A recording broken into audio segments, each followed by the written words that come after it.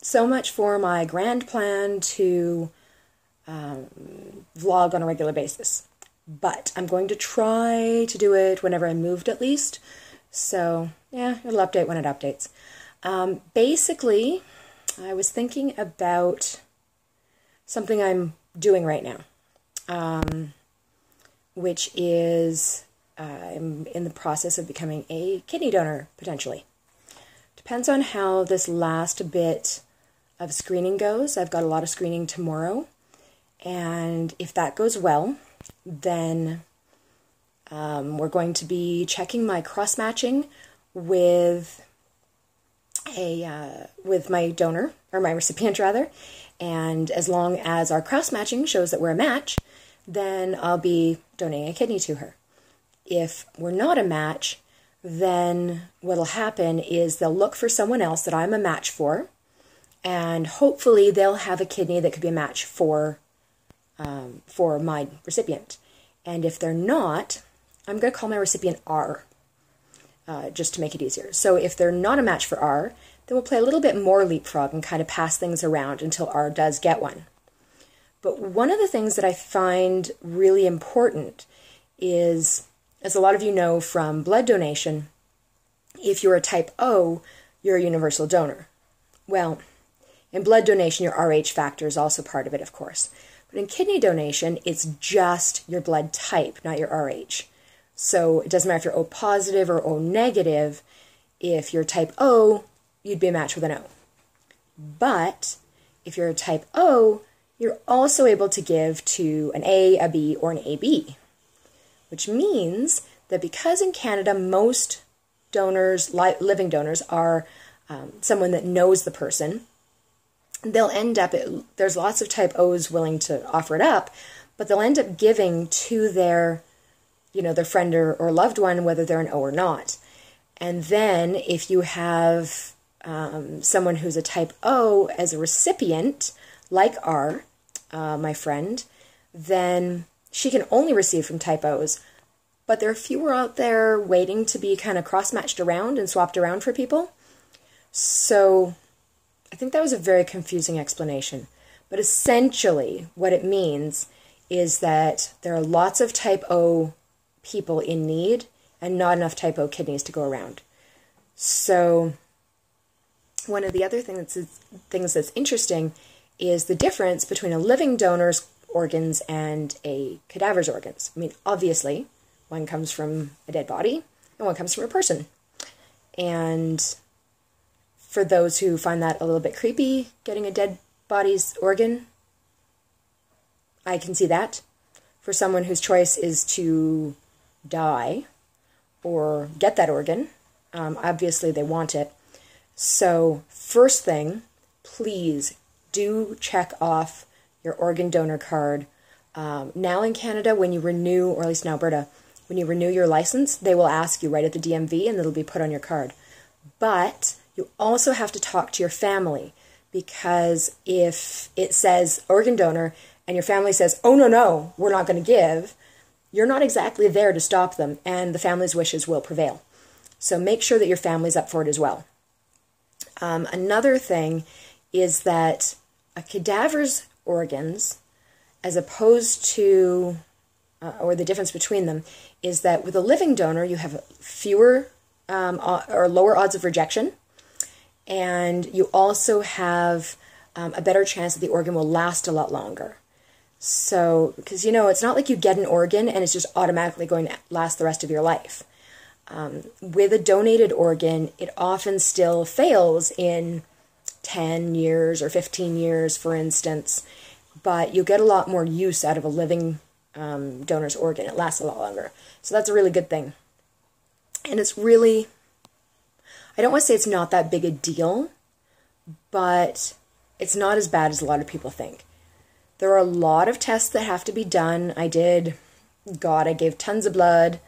Only one round of blood giving until, I guess technically it'll be two. There will be some blood giving tomorrow. But basically 1 round of blood giving, or 2 rounds of blood giving in total, and some urinalysis. I had to pee in a collector thing and then put it into essentially like a urine jerry can for 24 hours. That was glamorous. And then haul it in for a test. But, so there was a 24-hour urine test. There was a 24-hour blood pressure test where they basically put a cuff on you and a little pack that will test your blood pressure every hour on the hour, or 7 minutes after the hour in my case, for 24 hours. And they have to make sure that was okay, which it did for me. All of this stuff has gone well so far. They check a bunch of stuff. And essentially, if there's any chance that you're not healthy, the depth of these tests will show things that you might not have found for years. So there's a benefit to you that way.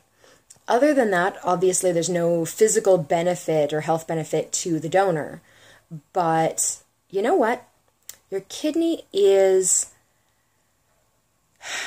a redundant feature.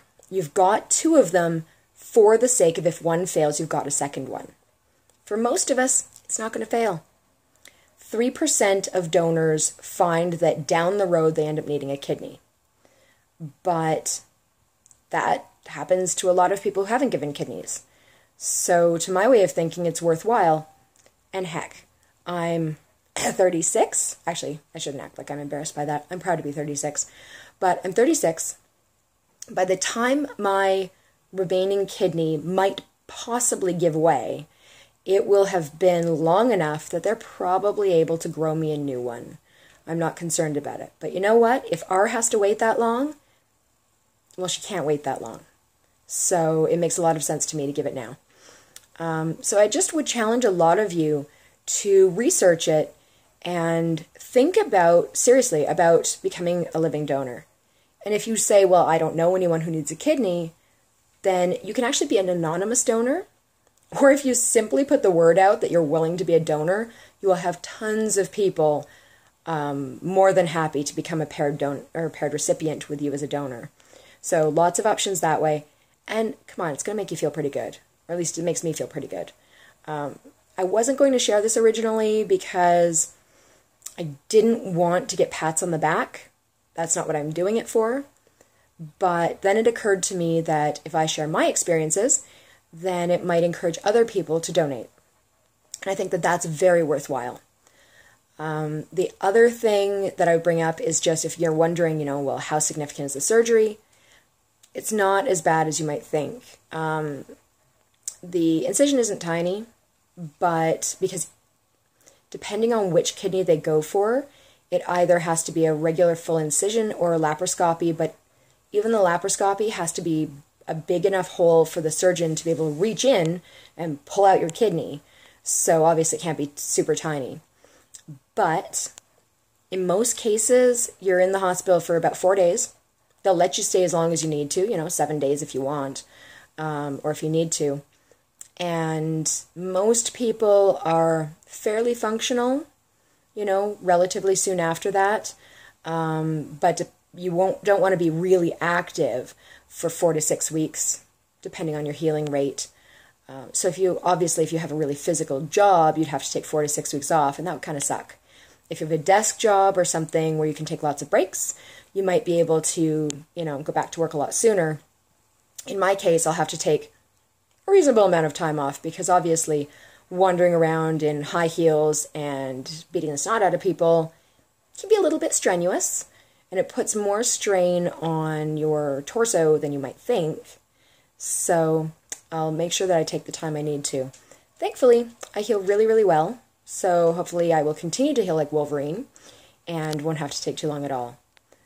But yeah, that was my thought on that. I wanted to share it. Please consider being an organ donor. If you don't feel up to being an organ donor, consider bone marrow, and obviously give blood if you possibly can. And we will ignore my rant on some of the screening processes and the bigotry involved with blood donation for another day. Have a good one.